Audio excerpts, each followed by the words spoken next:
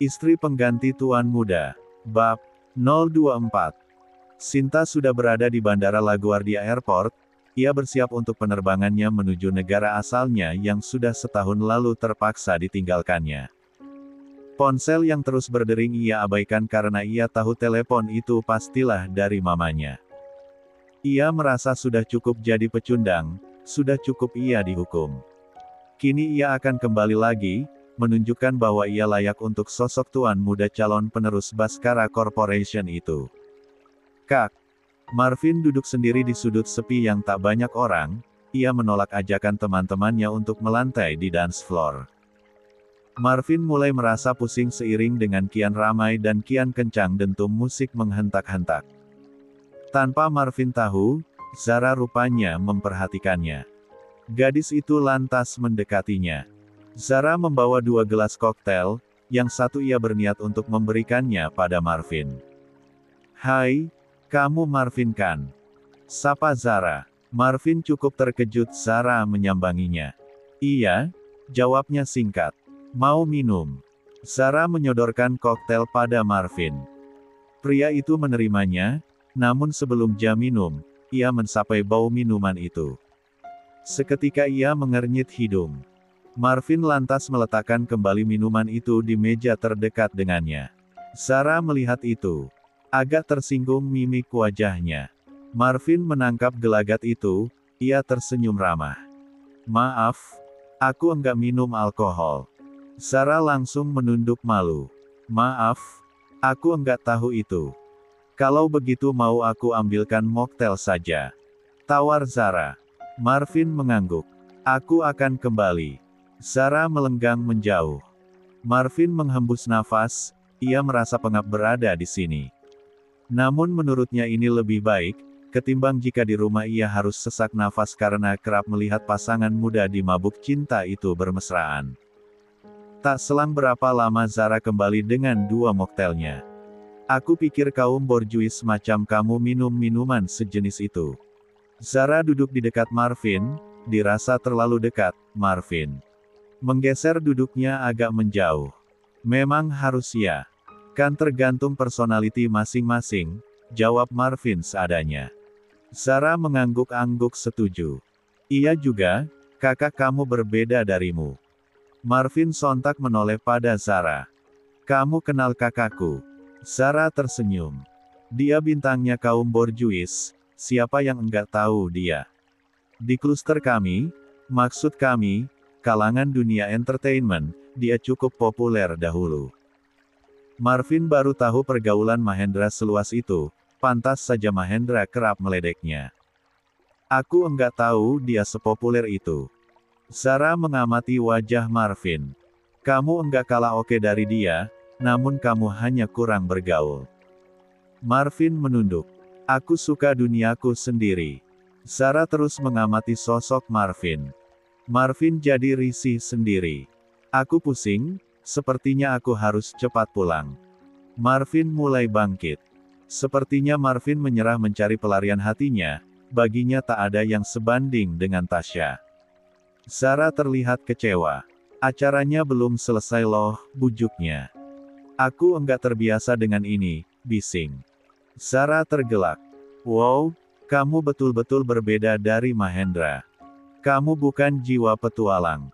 Tapi, jujur aku suka itu. Boleh minta kontak pribadi? Kamu. Marvin terdiam sejenak, ia menimbang-nimbang. Mahendra menidurkan Tasya di tempat tidurnya, pria itu perlahan membuka kimono gadis itu, belum-belum jantungnya sudah berdegup tak beraturan, Tasya tampak tegang, melihat Tasya demikian Mahendra menarik diri lagi. Tasya, apa boleh aku melakukannya? Kendati tegang, dia begitu menantikan momen ini. Namun ia tak berani menjawabnya meski hanya dengan mengangguk. Mahendra tersenyum, ia menganggap diamnya Tasya berarti ia sudah siap.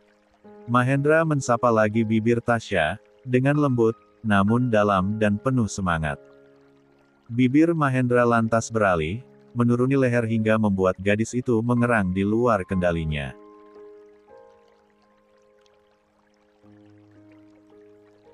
Ketika tangan Mahendra hendak mengangkat gaun tidurnya, Tasya spontan mencegatnya. Kenapa? Mahendra mengernyit dahi. Tasya masih terlihat tegang. Mahendra mengecup kening Tasya. Membelai pipi gadis itu berharap itu bisa mengurangi ketegangannya. Membuat gadis itu terbuai lagi dengan sentuhan-sentuhannya. Tasya, aku mencintaimu. Mahendra mendaratkan lagi sapaannya. Mahendra tahu Tasya indah, tapi tak pernah terbayang bahwa wanita ini dengan tanpa sehelai benang begitu memukau, membuat Mahendra semakin tak bisa lagi menahan semangatnya, dan pada akhirnya hal yang mereka nanti selama ini, kini bisa mereka lakukan. Malam ini Tasya sudah menyerahkan sepenuhnya dirinya, memberikan haknya kepada suami tercintanya, begitu pula sebaliknya. Mereka melalui malam yang panjang kali ini, seolah kantuk tak menghinggapi Mahendra sama sekali. Mas, besok kamu mulai berangkat kerja lagi? Tanya Tasya seraya jemarinya bermain di bidang atletis pria itu. Iya. Apa kamu mau aku enggak kerja? Kita begini terus. Goda Mahendra seraya mengecup hidung istrinya. Tasya mendorong bidang Mahendra. Apa sih? Enggak jugalah. Mahendra membelai kepala Tasya. Terus aku bagaimana, Mas? Mahendra mengernyit dahi.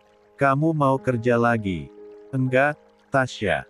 Kamu di rumah aja. Tasya memanyunkan bibirnya.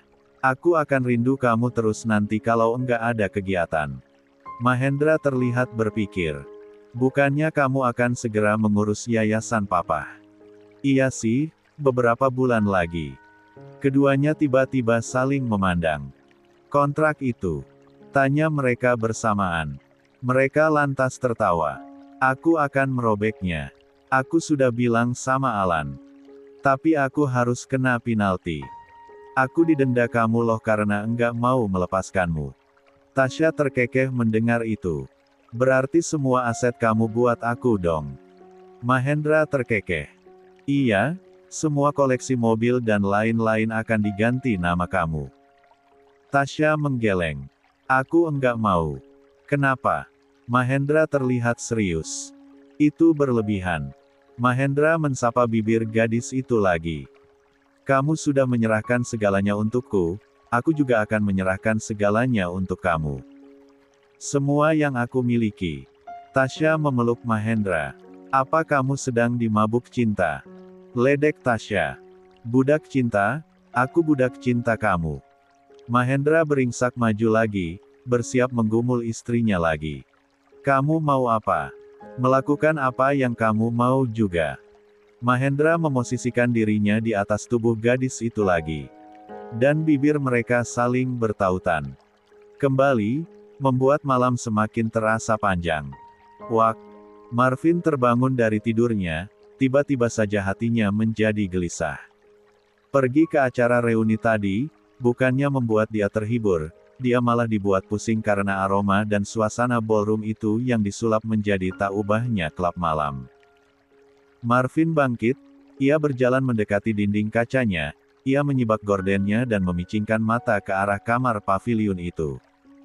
Aku harus bagaimana, Tasya? Apa bisa suatu saat aku mencintai gadis lain selain kamu? Sedang kamu dan El sudah begitu saling mencintai. Aku harus apa, Tasya? Sak. Suasana di kantor pusat itu begitu riuh, mereka membicarakan perihal kembalinya Mahendra ke kantor, namun dengan kondisi yang sempurna seperti dulu. Benar Pak Mahendra mau masuk kerja lagi. Malah, dia sudah bisa jalan lagi seperti dulu. Ayo kita lihat dia nanti pas masuk. Terutama para pegawai wanita yang paling antusias menyambut Mahendra yang kembali dengan tanpa cacat lagi. Mahendra dan Alan turun dari Porsche kuning, sontak membuat para pegawainya heboh. Mereka begitu takjub, seperti melihat keajaiban bahwa Big Boss mereka kini tak menggunakan kursi roda lagi saat memasuki kerja. Sepanjang lobi dan koridor-koridor yang mereka lewati, tak luput dari perhatian pegawainya, terutama bagi pegawai wanitanya. Mereka sampai senyum-senyum sendiri menyaksikan Mahendra yang kian tampan paripurna. Beruntung sekali yang jadi istrinya, iya. Sudah tampang bak malaikat, tajirnya bikin enggak kuat. Seru karyawati yang lain. Naura juga ikut-ikutan mengintip ketika Mahendra lewat barusan. No. Kamu pasti menyesal kan nolak Pak Mahendra waktu itu. Lihat tuh, dia bisa jalan kembali, tegurnya pada Naura. Enggak juga sih, ya sedikit deh. Tapi aku senang saudariku yang menikah sama dia. Mereka juga lebih serasi kok. Bima yang mendengar itu langsung mendekati Naura. Ia membelai puncak kepala gadis manis itu. Anak baik, kamu anak baik no. Nanti juga kamu bertemu pasangan yang baik. Naura menepis tangan Bima. Ih, apaan sih? Sungutnya. Ia langsung kembali ke kubikeinya. Begitu memasuki ruangan, Alan langsung menyuguhi Mahendra dengan 2 tumpuk berkas. Itu membuat Mahendra melongo. Nih, makan nih dokumen. Mahendra bersungut. Kamu enggak pro banget. Kamu lagi marah ya? Tatapan Mahendra menyelidik. Siapa yang marah? Ini memang segudang kerjaan kamu yang enggak bisa dihandle orang lain. So, jangan ngeluh. Alan menyeringai. Mahendra berdecak. Oke, aku kerjakan semuanya. Baguslah. Alan hendak melenggang keluar, namun Mahendra berdeham. Mengenai surat perjanjian itu, aku akan melanggarnya. Alan menghentikan langkahnya. Hening sejenak. Itu terserah kamu saja, ucapnya tanpa menoleh. Ia lelah berdebat dengan Mahendra perihal itu, toh pria macam Mahendra itu tak bisa didebat. Jika ia menginginkan sesuatu, maka dia akan melakukannya. Alan meneruskan langkahnya. Jangan marah akan ini, Al. Alan berhenti lagi. Kali ini ia memutar tubuhnya. Mana mungkin aku marah? Kamu tahu aku enggak bisa begitu sama kamu, Mahendra. Mahendra menunduk. Dengan wajah malu-malu ia berkata. Aku sudah melakukan itu dengan Tasya. Alan terdiam, beberapa saat kemudian ia memegangi pelipisnya. Kita memang sangat dekat, tapi kamu enggak usah cerita itu juga, bukannya kamu bilang itu privasi. Cekak. Kentara sekali, dasar. Anak bawang. Mahendra menggaruk pelipisnya, jadi malu sendiri. Biasanya kamu mengintimidasiku dengan menanyakan hal itu. Aku pikir kamu tertarik dengar. Alih-alih marah, pria itu tergelak. Aku rasa aku saat itu tidak waras, atau saat ini yang tidak waras, entahlah, aku berencana ke psikiater. Akhir-akhir ini aku merasa agak gila. Alan segera bergegas keluar sebelum Mahendra mengajak dia ngobrol lagi. Mahendra menaikkan alisnya, ia tak mengerti dengan yang dibicarakan Alan. Dia aneh. Aku pikir dia akan meledak mendengar itu, ujarnya. Mahendra menghela nafas melihat kini di mejanya dipenuhi berkas-berkas. Ayo lakukan ini. Mahendra melepas jas dan menggulung kedua ujung lengan ke mejanya, bersiap bekerja ekstra. Setelah Alan keluar dari ruangan Mahendra, dia memutar tubuhnya, menatap pintu ruangan presidir itu. Aku sangat lega kamu sembuh, Mahendra. Aku harap aku tidak dihantui rasa bersalah lagi. Berubahlah jadi lebih baik lagi, jangan kembali seperti dulu. Aku sendiri akan memulihkan hatiku. Aku rasa aku akan menyerah tentang kamu dan Tasya. Dengan tatapan kelegaan namun juga tersirat kesedihan, pria tampan dengan biceps sempurna itu dengan langkah mantap menjauh dari ruangan tempat Mahendra bekerja. Sinta melenggang keluar dari Bandara Soekarno-Hatta, kini ia sudah tiba kembali di Indonesia. Ia tersenyum riang. Sambil menunggu jemputannya, ia mengeluarkan sebungkus rokok dari saku denimnya, menariknya satu batang, menyalakan dan menghisap nikotinnya dalam-dalam. Hari ini Marvin tak bisa konsentrasi dalam bekerja, sepanjang pagi hingga siang ini ponselnya terus membunyikan notifikasi chat. Teman-teman yang bertemu dengannya di reuni, terutama para teman wanita silih berganti menghubunginya. Marvin lantas menekan satu Tombol di teleponnya memanggil sekretarisnya. Sinta, tolong ke ruangan saya. Tak selang berapa lama Sinta muncul. Marvin menyerahkan beberapa tugas padanya. Sinta memandangi Marvin lagi. Betapa ia begitu ingin dekat dengan Marvin, namun pria itu seperti membentengi diri. Ia kentara tak ingin dekat dengan gadis manapun. Setelah Sinta menerima tugasnya, Marvin menitahkan Sinta untuk kembali keluar ruangannya. Ponsel Marvin bergetar lagi, dilihatnya Zara juga melakukan chat padanya. Kamu senggangkah, Vin, akhir pekan nanti? Marvin menimang ponselnya, sebetulnya ia enggan pergi, namun tekadnya untuk melupakan Tasya dan mencari pelarian hati begitu kuat, ia akhirnya tak memilih mengabaikan wanita itu. Memang ada apa? Mau kemana? Dalam hati Marvin berharap agar tak diajak ke party sejenis malam itu. Aku syuting di Bandung, ada wisata menarik. Jika kamu berkenan ikut. Marvin tak keberatan jika tak diajak ke klub malam. Aku harap enggak ada party di malam hari, aku sensitif dengan bau klub. Ketiknya terus terang. Ia tak peduli jika Zara mungkin akan tersinggung dengan itu. Enggak, Vin. Itu siang hari, enggak akan sampai malam.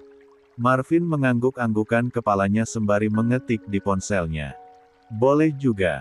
Nanti aku kabari lagi. Zara tentu saja bukan tipenya, tapi selama dia bersikap baik di depan Marvin, ia tak mempermasalahkan itu. Stop. Di jam makan siang kantor, Alan memulai hal yang menurutnya itu di luar kewarasannya. Diam-diam ia mengikuti Naura yang usai membeli vanilla latte. Dengan cekatan Alan bersiap di tempat yang akan dilalui Naura. Begitu Naura sampai di sekitarnya, ia sengaja memasang badan agar ditabrak gadis itu. Berhasil. Kini vanilla latte Naura sudah pindah lokasi di jas dan kemeja Alan. Alan pura-pura terkejut. Petasan. Lagi-lagi kamu ceroboh begini. Sungutnya. Naura ternganga, ia tak percaya akan kembali menumpahkan latenya pada Alan. Aduh, Pak. Saya minta maaf ya. Nanti saya laundry deh baju Bapak. Maksudnya saya ganti biaya laundry baju Bapak. Alan berusaha menyembunyikan senyumannya. Iyalah, harus ganti.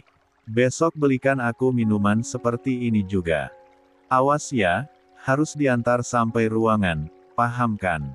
Naura mengangguk. Alan berlalu dari hadapan Naura, setelah agak jauh, ia tak bisa menahan seringainya. Sial banget si aku ini, kenapa selalu berurusan sama si Algojo tengil itu? Huff. Gerutu Naura seorang diri. Alan tak berhenti menyeringai hingga memasuki ruangannya, namun begitu melihat kursinya ia terkejut dengan kehadiran Mahendra yang sudah duduk santai di kursi bekerjanya. Sedang apa kamu, S1? Kamu enggak kunjung ke ruanganku? Biasanya kamu mengambil berkas yang sudah aku tangani. Jadi, aku kesini sendiri. Aku pikir kamu sangat sibuk, tapi ternyata kamu malah keluyuran. Alan hanya menunduk ditegur begitu. Baju kamu kok bisa kotor begitu? Abis makan siang. Ini, ulah si Naura petasan itu. Dia menabrakku, dia sedang bawa vanilla latte, jadilah latte itu tumpah di baju. Dia selalu bikin aku kesal setiap hari. Alan pura-pura bersungut. Apa sebaiknya kita mutasi saja dia ke kantor cabang lain? Idenya yang langsung membuat Alan panik. Alan sontak menggeleng. Jangan, enggak usah dimutasi. Aku udah kebal sih sama tingkah absurd dia. Bukan kebal, Alan justru tertular keabsurdan Naura. Ya, kamu terlihat enggak kesal. Aku tahu kamu, kalau kesal kamu sudah meledak. Mahendra menatapnya penuh selidik. Kamu juga terlihat senang banget tadi. Aku lihat, itu bibir kamu melengkung ke bawah. Mahendra memperagakan senyuman Alan. Kapan aku begitu? Alan berkilah. Tadi, pas baru masuk itu. Alan mengerucutkan bibirnya. Mata kamu bermasalah. Sana ke optik. Mahendra tergelak. Aku merasa ada yang aneh sama kamu, Al. Aku juga sudah bilang aku mau ke psikiater kan. Sudah sana, aku mau kerja lagi. Atau, kamu mau aku temani makan siang? Tawar Alan. Mahendra menggeleng. Aku ada janji makan siang. Alan memicingkan matanya. Dengan seorang wanita, jawabnya sambil senyum. Sok. Sinta memerintahkan sopir taksi online untuk memasukkan kopernya ke dalam bagasi. Setelah semua barang-barangnya masuk, ia membuang putung rokoknya, dan menginjak itu dengan sepatu sneakersnya. Ia pun lantas memasuki taksi itu. Langsung ke Helra Palace, Mbak? Tanya sopir. Sinta menggeleng cepat.